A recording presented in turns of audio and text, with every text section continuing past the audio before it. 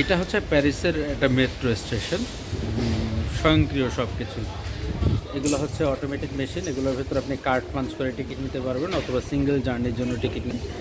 এই হচ্ছে গেট, ওইখানে কিছু কাউন্টার আছে, আপনি চাইলে ওখান থেকেও টিকিট নিতে পারেন। আমি একটা স্বয়ংক্রিয় মেশিন থেকে কিভাবে আপনি টিকিট নেবেন সেইটা আপনাদেরকে একটু দেখানোর চেষ্টা করি।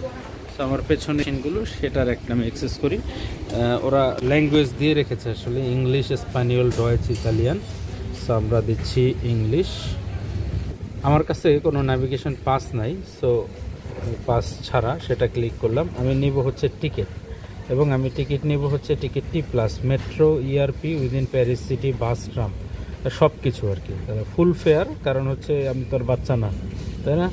ইস্যুড অন এ পাস, যেহেতু আমার কাছে পাস নাই, সো আমি হচ্ছে শুধুমাত্র একটা টিকিট, সিঙ্গেল টিকিট। দেখেন সিঙ্গেল টিকিটের প্রাইস হচ্ছে একটা 2 ইউরো 15 সেন্ট। এটা দিয়ে আসলে কতটুকু ট্রাভেল করা যাবে সেটাই দেখি। সো কার্টে অ্যাড করলাম, অ্যাড করার পরে চেক আউট দিলাম। এবার দেখেন কি বলছে, do you want a receipt?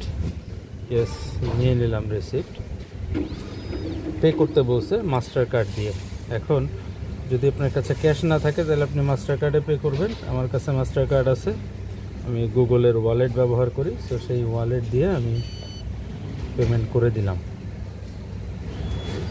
Okay, say distribution under way.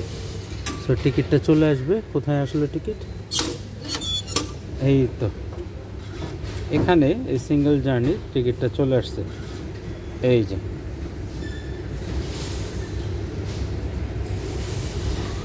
So এই টিকিট ব্যবহার করেই আমি হয়তো ট্রাভেল করতে পারবো।